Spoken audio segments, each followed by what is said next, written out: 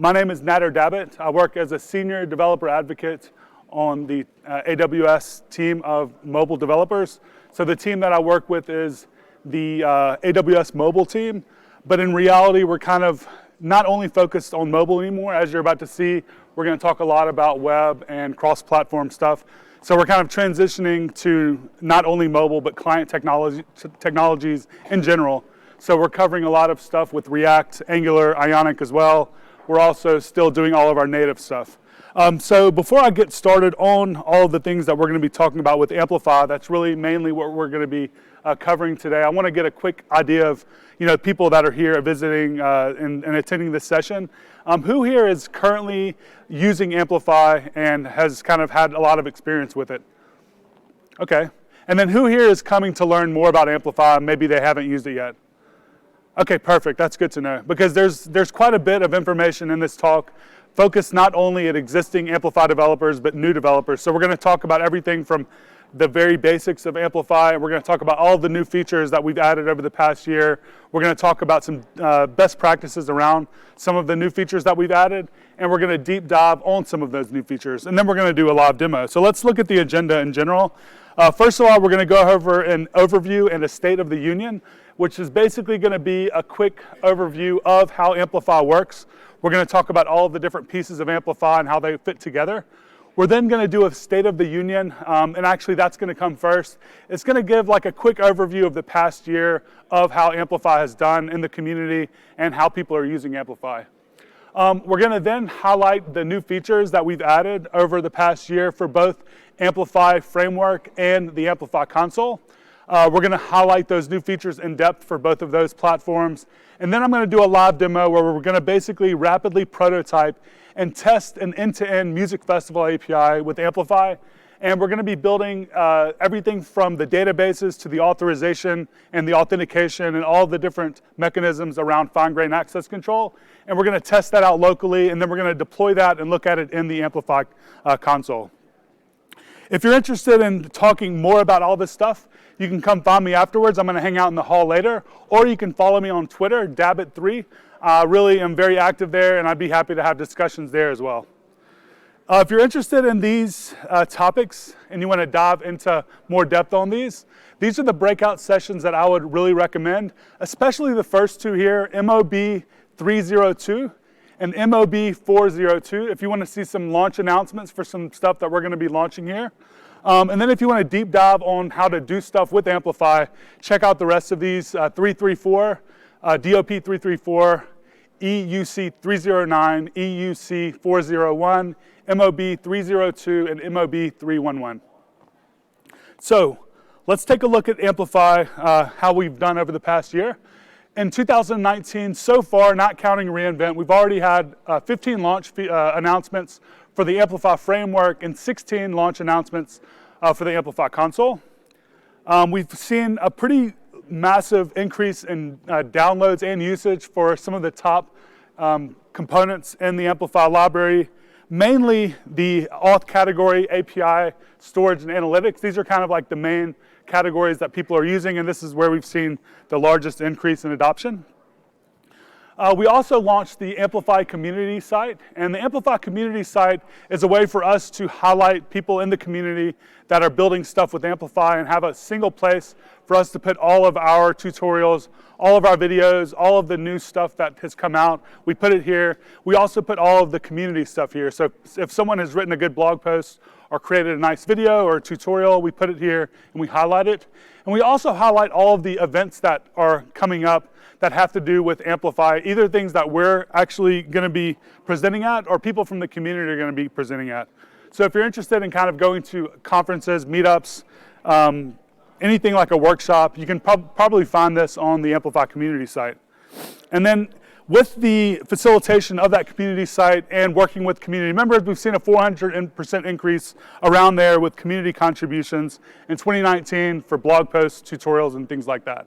So we're seeing a lot of good community adoption, which is really what we're aiming for.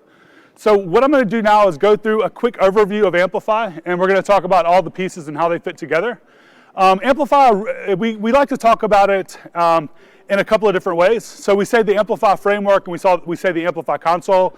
In reality, it's 4 different pieces mainly. We have the CLI toolchain, we have the client libraries, and we're going to talk about, of course, all of this stuff in a little more depth in just a moment. But what you'll do is you'll use the CLI to create a service. You'll use the client libraries to then interact with that service. We also have platform-specific components that allow you to get up and running really quickly with a lot of the core functionality that you typically need for an application. And we integrate with client code. So for instance, in React or Angular, you build out applications, you typically need authentication. And authentication doesn't really change much across different applications as far as the core functionality. You want people to sign in, you want people to sign up. This stuff are things that we write over and over. You can use the platform-specific components and kind of get up and running really quickly with an authentication flow with just a couple of lines of code. We also have a hosting and CI/CD platform. This is the Amplify console. This was released and launched in reInvent last year, and we've continued to iterate on that, and we're going to look at some new stuff that we've launched this year there as well. So the workflow for Amplify in general, I kind of touched on just this a little bit, but essentially what you do if you want to build a project with Amplify, you'll use the CLI to create a service. You'll first initialize a project, create a service, so maybe you'll add authentication, maybe you'll add storage with S3. You'll then use the client libraries to interact with those services from your native iOS or your web application or your React Native app. And then once you've done that, you might want to change something in your app. You'll update or modify your existing environment. You can do that via the CLI and then push changes back up via the CLI. And if you're on the web, if you're building a web application, you can then deploy that via the Amplify console to a live environment. So let's look at the Amplify CLI in a little more depth. What is the Amplify CLI used for? Well, for mainly these things. You use the CLI to create a new application, initialize a new Amplify project, and you can start creating services. You can then update and configure your existing services that you've created. We added local mocking and testing this year that allows you to simulate an entire environment locally so you don't have to push every time you want to make a change and test something out. We're going to be testing that out in just a moment. You can create and manage multiple serverless environments. So typically if you have an application that has a live environment, you have your authentication, you have your API. You don't want to test on your live environment. You can just clone your existing environment into a new environment and test there, and then you can merge whatever the diff is, whatever the changes are, back into your main environment using the CLI. We also do a lot of code generation now. So with GraphQL, what we do is we introspect your GraphQL schema, and we do a couple of things. One of the main things that people are using it for as of now, we have some more stuff coming, but for now, we generate all of the local code that you need to interact with your GraphQL API. If you've ever built with GraphQL and you've built all of this yourself, you know that if you have this massive schema and you have all of these operations, kind of duplicating those operations locally in the form of your native iOS project or your web project is a lot of work. What we do is we introspect the GraphQL schema and we generate all of that code locally and we plop it in a folder, and you're up and running in just a couple of seconds by running a single command.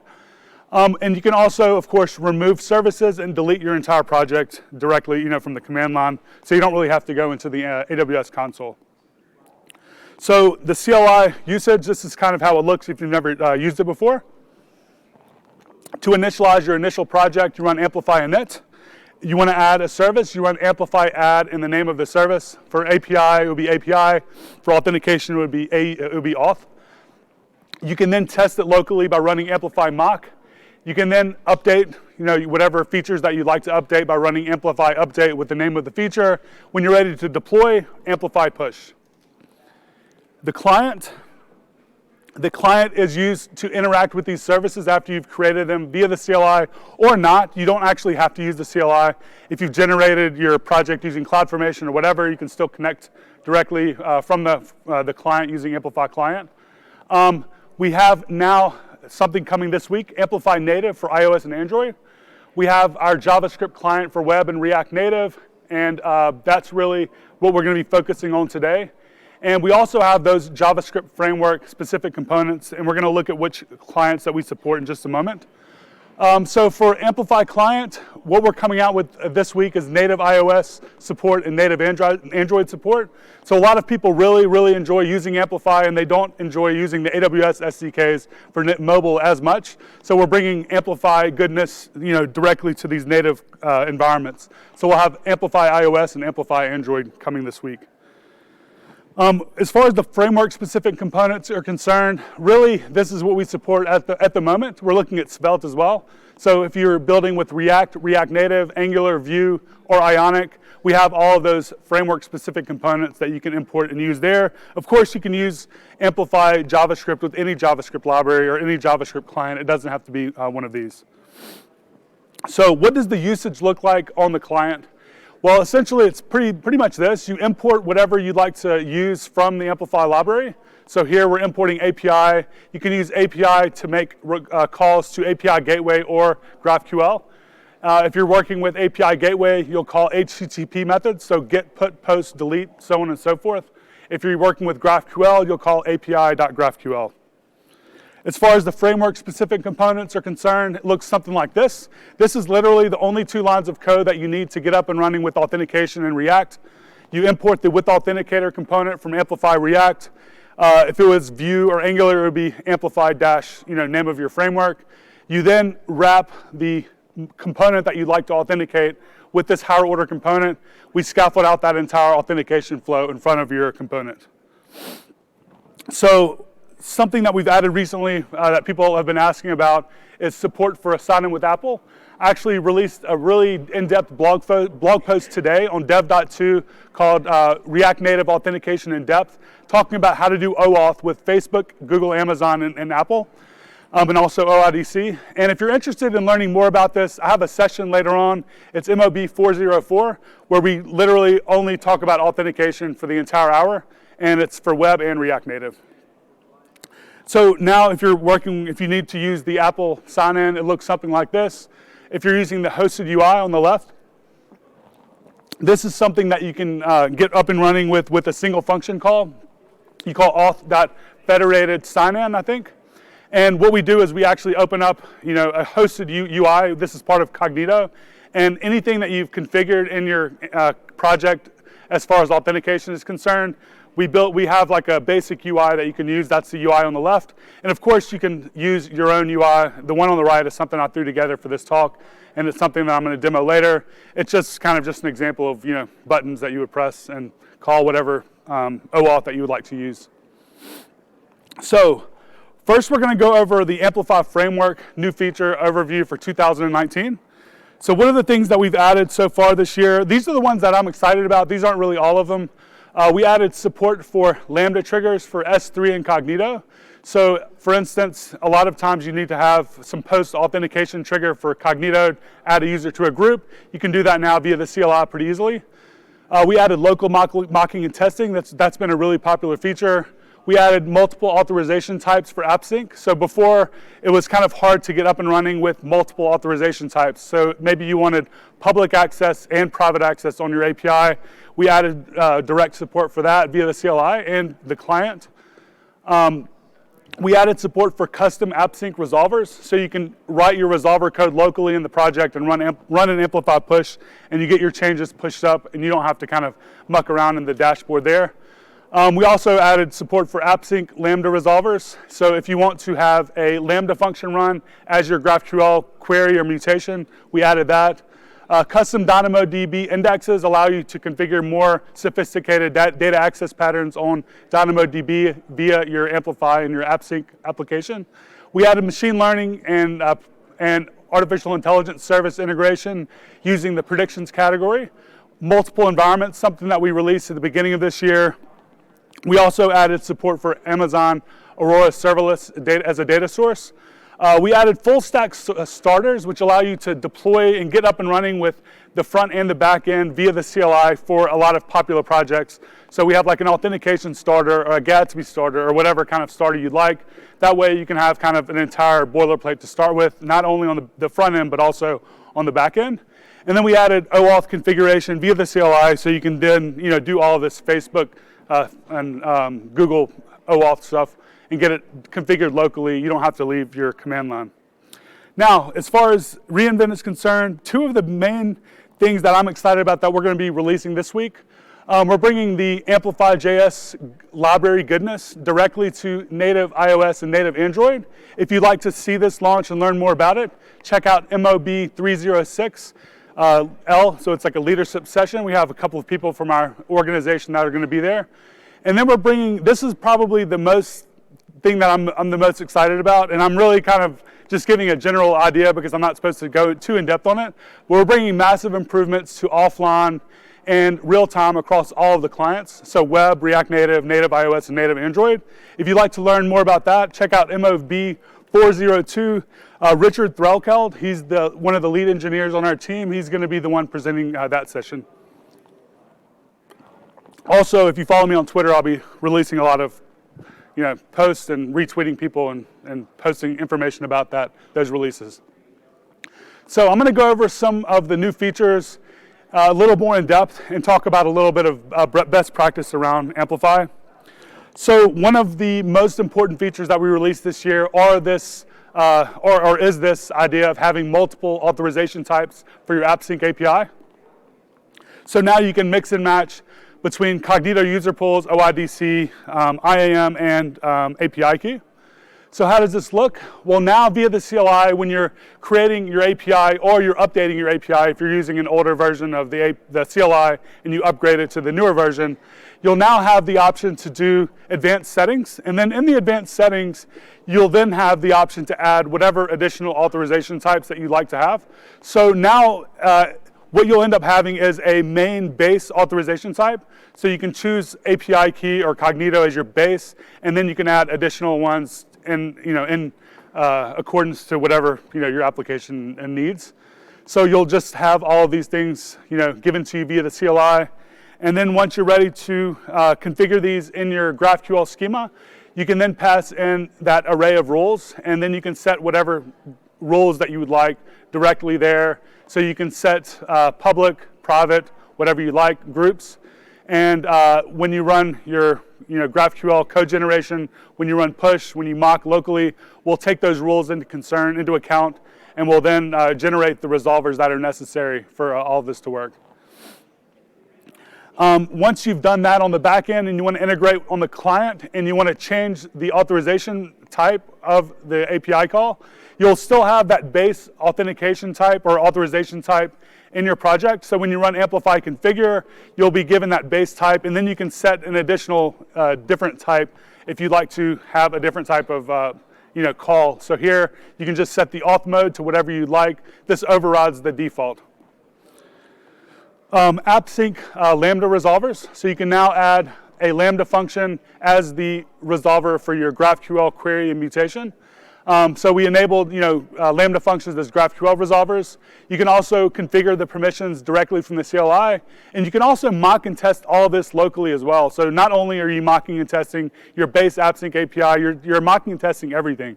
So whatever Lambda resolvers that you have created and configured, you can mock those locally. So the schema would look something like this if you would like to add this. So you would have your, all of your regular GraphQL schema written, and then you can define additional queries, mutations down below or wherever. And all you would need to do is use the @function directive.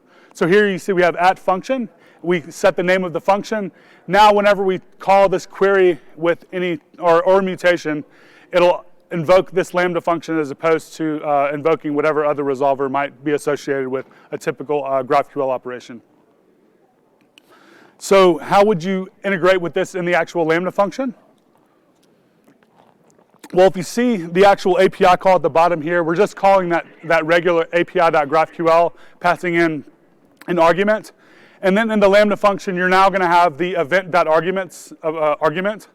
And in the events.arguments will be all of the data that you pass in. So here we're just doing what you would typically do in a Lambda function, either returning or doing context.done, passing in whatever data that you like.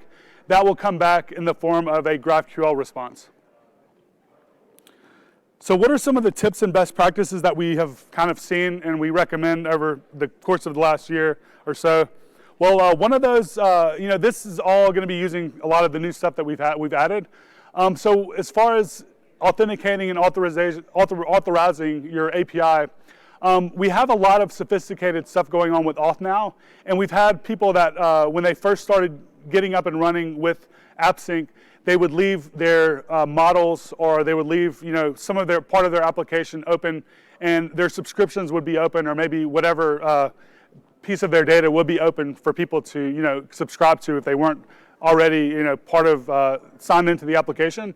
We basically recommend using the auth directive and understanding the auth directive, and using this to authorize anything that you don't want accessible to just any user. So understanding how the auth directive works, understanding the rules around that, definitely dig into that if you're interested in working with Amplify.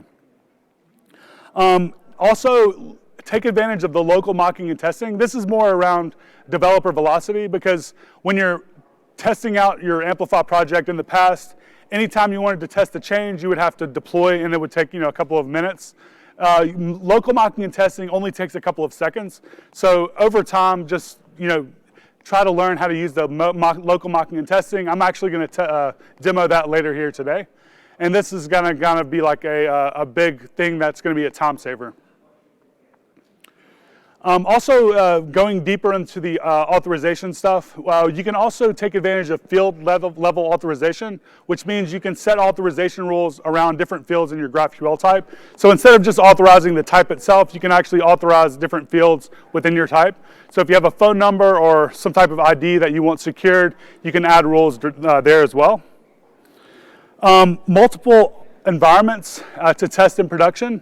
So look at how to use the Amplify add env, Amplify checkout env, just the Amplify env command in general.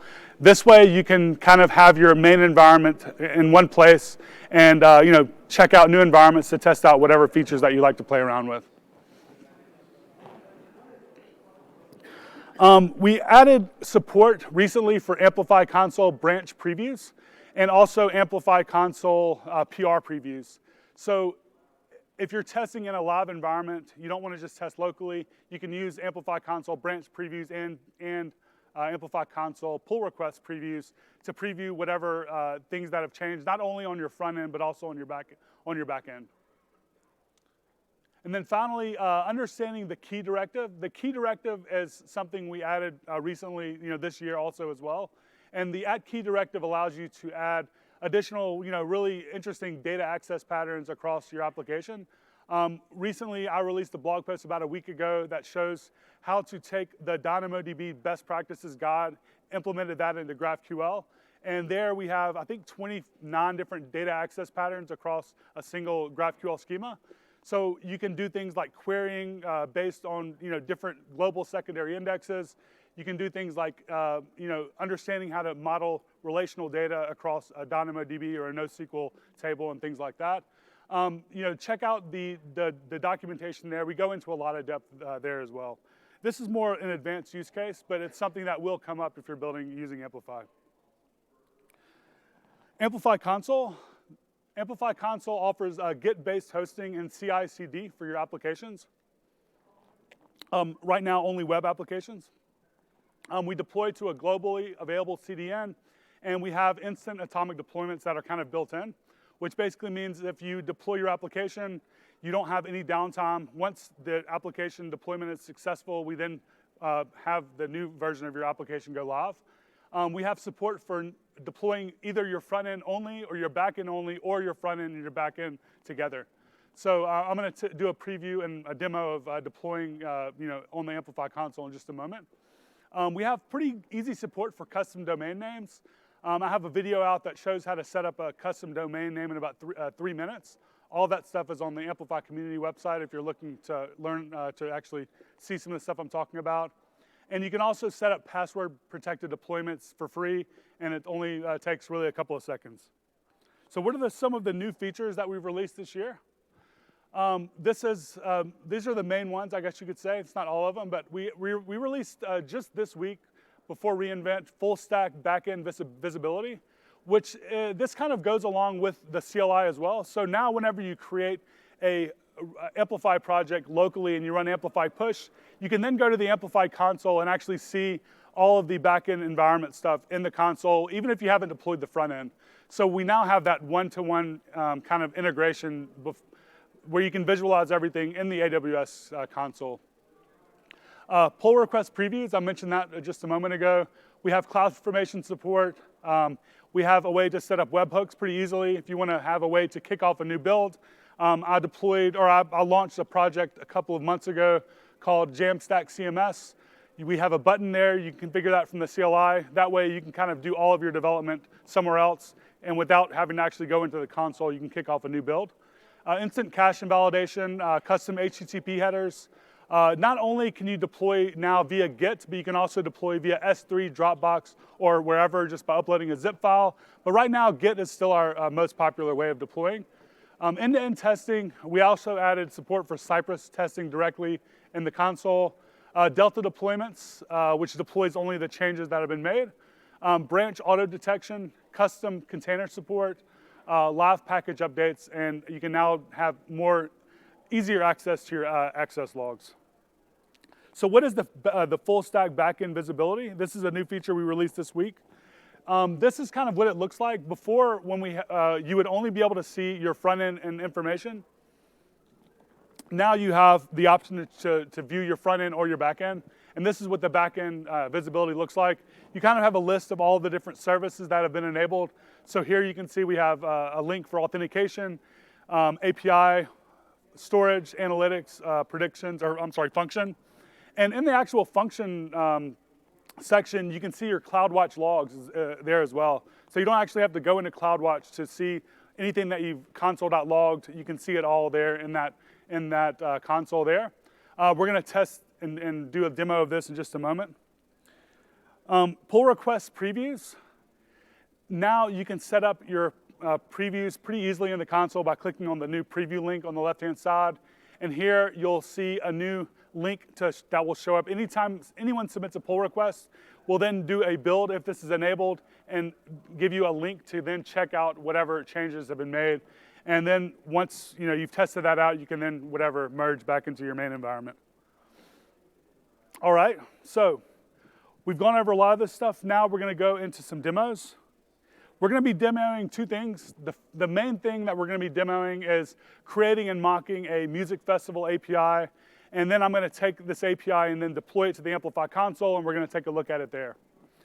The things that I'd like to build, the features I'd like to build into this app are, we want to be able to create, read, update, delete, and list performances.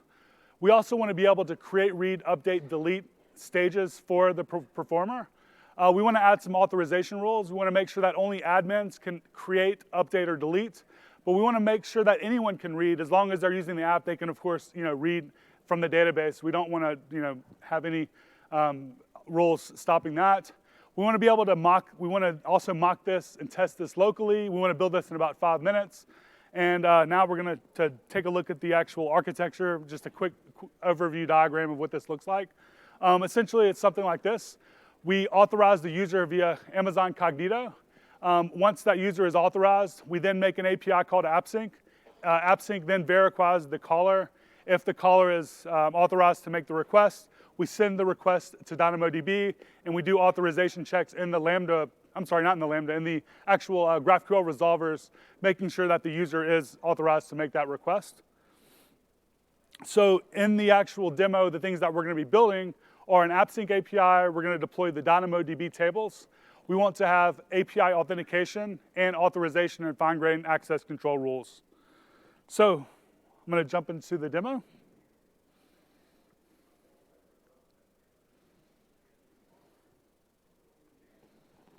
All right, so this is an Amplify project, so I'm just going to run, Amplify status to show you what's going on here. Right now we have a Amplify project that has been initialized, and all we've added so far is Cognito authentication. So I ran Amplify add auth, we had auth, and that's kind of where we are at this moment. Now I want to go ahead and add the API. So I'm going to run Amplify add API. And this is going to walk us through the process of creating a new API. So we can choose either GraphQL or REST. GraphQL is going to be AWS AppSync. REST is going to be the option of 2 different REST APIs, both with API Gateway. One of them can be just a Lambda function running with API Gateway. The other can be a Lambda function with API Gateway and DynamoDB. I'm going to choose GraphQL. We can provide the API name. I'm just going to take the default, which is Festival API. We can choose the authorization type that we like. I already have Cognito, integrated here, so I'm going to choose that, but you could also choose any other type of base authorization. Again, this is going to be the base, and you can then override this with either going into the advanced settings here or updating it later. So I'm going to choose Amazon Cognito. Now we can configure advanced settings for this API.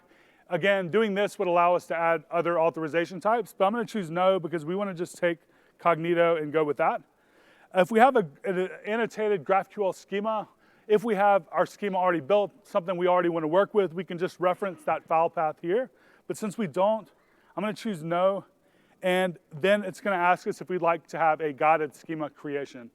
And what this is going to basically do, if we choose yes, it's just going to give us a choice of 3 different boilerplates, so we can kind of get started with a couple of different types of schemas. One is a really basic schema. One is a schema that has relationships modeled into it.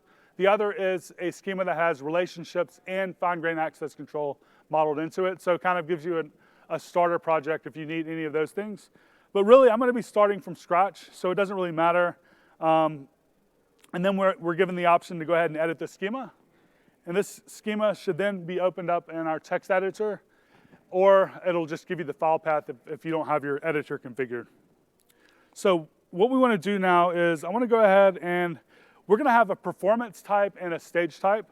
The performance is going to have information, of course, about the performance. So we're going to have the performer, the description, and the time of the performance.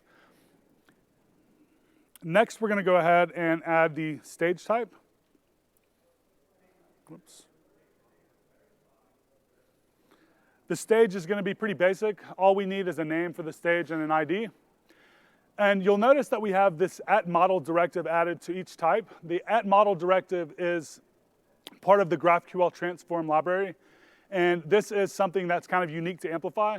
So typically in a GraphQL application, when you're building your app, you have this base type, and then you need a bunch of stuff around the type.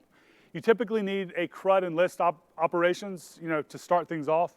You want to be able to create, read, update, delete, and list a performance, for example. Once you've created those operation definitions locally or wherever your schema is, you then need to create all of the different resolvers around all of those operations.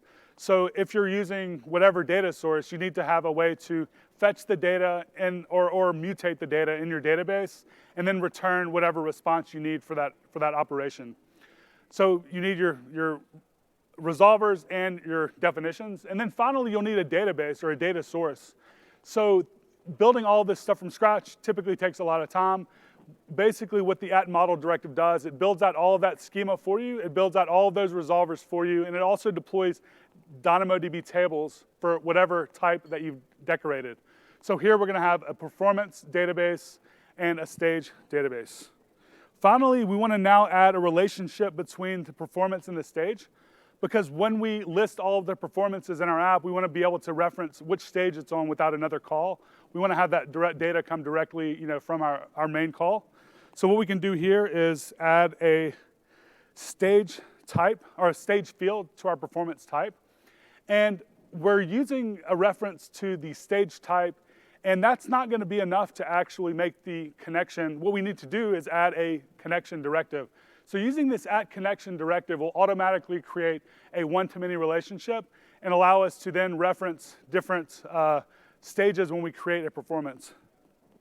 Okay, that is our base API, but we still need some authorization rules. I talked about the auth directive earlier.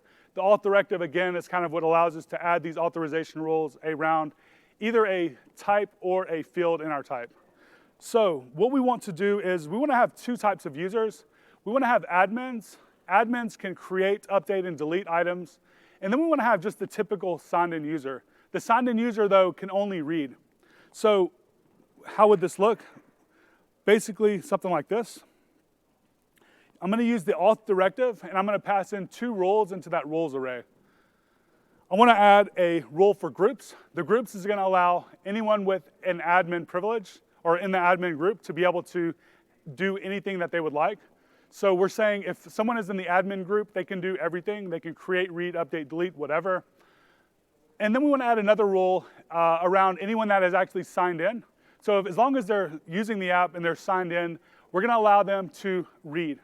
We're going to allow them to do any query. So if they want to list all of the performances, all of the stages, the single performance, whatever, all this stuff is kind of what we want.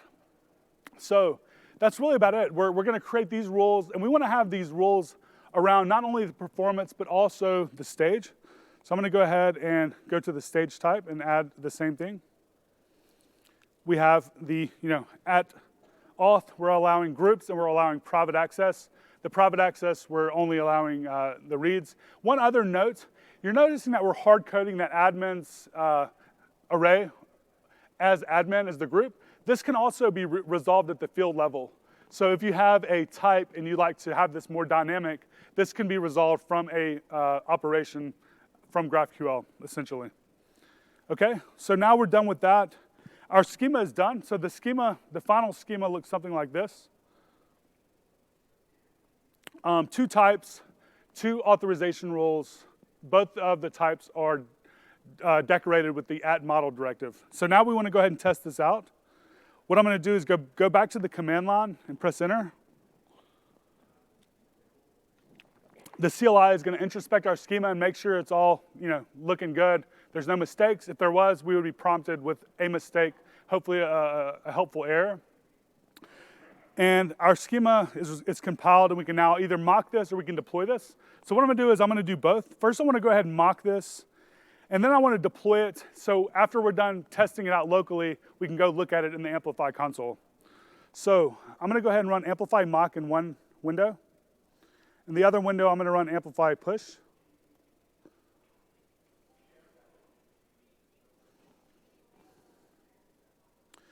In the Amplify mock, we're going to go ahead and be prompted with the code generation that we'd like to work with. So I mentioned that the CLI does code gen. If we're using a native iOS or native Android project, it would create the code gen necessary for those native environments. But since we're in a JavaScript project, we're going to be given these JavaScript options. So we can use JavaScript, TypeScript, or Flow. We can choose where we'd like these files to be located after they're created. I'm just going to take the default. We can choose to have more fine-grained control over the operations, but typically I just say yes to go ahead and create everything. We can set a maximum statement depth. If we have some weird use case where we have like 3 or 4 levels deep nested of a schema, we could specify that here, but typically 2 is a good place to start. So now you'll see at the top here, we're going to go ahead and have our endpoint up and running. It's going to go ahead and give us that green check mark. As long as everything has been compiled successfully, we should be good to go. And we can now just click on this URL. And this should open up the local testing environment here in our window.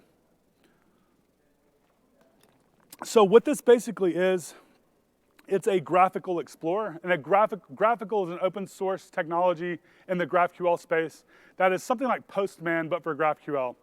With graphical, you can do all of the different GraphQL operations against your GraphQL API in your browser without actually having to kind of go into whatever production environment that you're working in. We worked with Sean Grove from OneGraph, which is a pretty popular or up-and-coming popular GraphQL startup.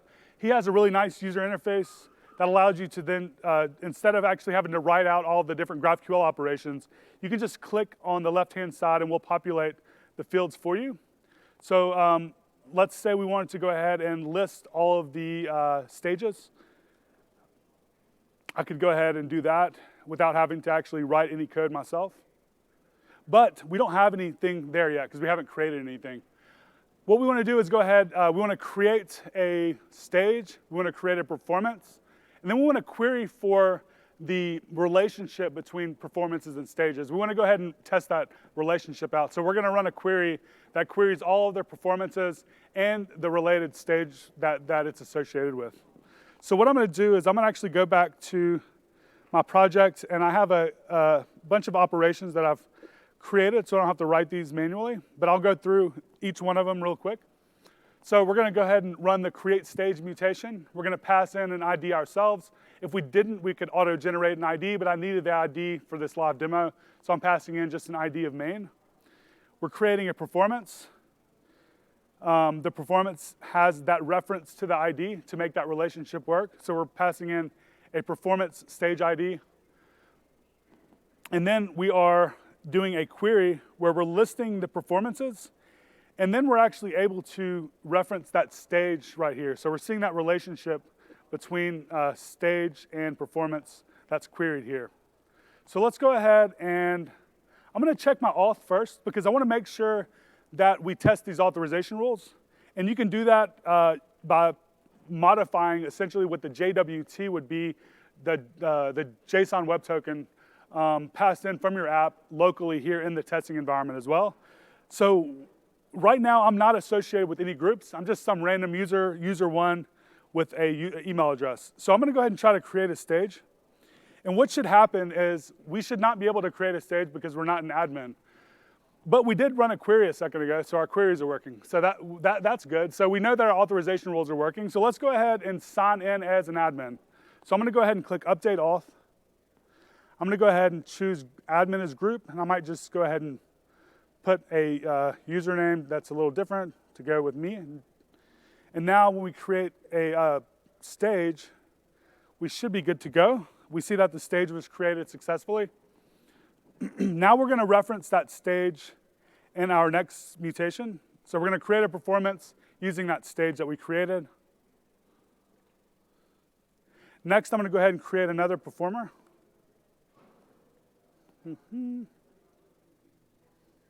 Sorry, I can't type down here.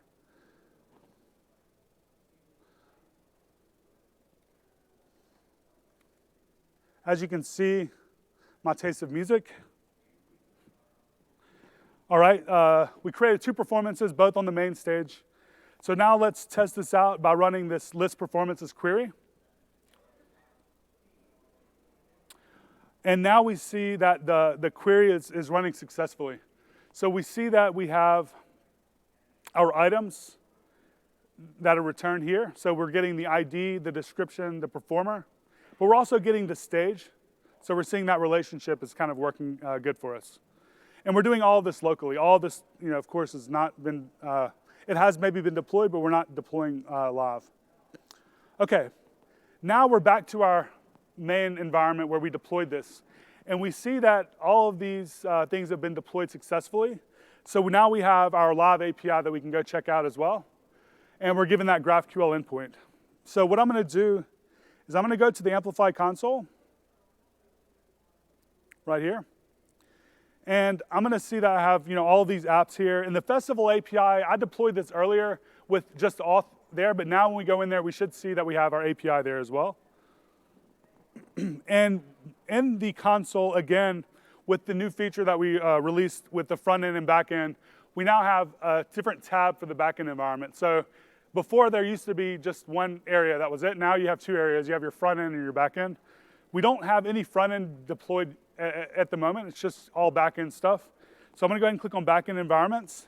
And this will list all the different environments that we've created and deployed so far. The only environment that we've deployed is that test environment. So I'm going to go ahead and click here, and we're going to open up this environment. We're going to see a bunch of information about this environment. We're going to have all of the different activity that's happened with this app here listed in chronological order. We have all the different features that are available that we can deploy. So if I go to authentication, we'll see that we have our links to the authentication that we've already created. So if you'd like to go ahead and view our Cognito or our federated identity stuff in Cognito, we just have a direct link to that. We can also now, should be able to go ahead and see our GraphQL API. So we see that we have our new GraphQL API here, Festival API, dash the name of our environment test. We can also view our DynamoDB tables directly from the console. So we can click there, go to Dynamo. Of course, there should be no data there at the moment. Also, again, if we had a Lambda function or Lambda functions deployed and we were doing any logging, all of that logging would start showing up here, so we don't have to kind of keep jumping back and forth to CloudWatch. The last thing I'm going to do is I'm going to go ahead back to the console, and we want to now just test this out in our live environment, just for people that haven't seen AppSync in the dashboard yet. So if we want to open up any of these services, we can either go to the CLI and run Amplify console and the name of the feature. So for us, maybe API, and this will go ahead and open our GraphQL API. Another way we could have done that would be to go to the Amplify console, go to API, and click the button here that says View an AppSync. So you have two different ways to kind of view the API that you've created. Here we have that live version of the API we tested out earlier. I might go into my queries, which is our version of the graphical editor, where we can run all of those operations that we ran earlier. So I might want to go ahead and paste that here. And here we can also switch between the authorization types. So we have Cognito and we have our default authorization mode. Actually, our only authorization mode at this moment, because we've only done Cognito. But if we had API key or whatever, that would also show up there. I don't have a user yet, so I can't really log in. But if I do this, we should also see an unauthorized exception because I'm not signed in. But we should be able to go ahead and list performances, or actually I'm not signed in. So we do have private access on this API as well. If you're signed in, you should be able to just make a query, but you shouldn't be able to make any mutations. So everything seems to be working there. All right, so we're going to go ahead and wrap this up. So let's see here. So that's our live demo, and that wraps up this event. So thank you for coming. Again, at Dabbit3 on Twitter if you have any questions or you want to talk. And make sure you please complete the survey after this. Thank you.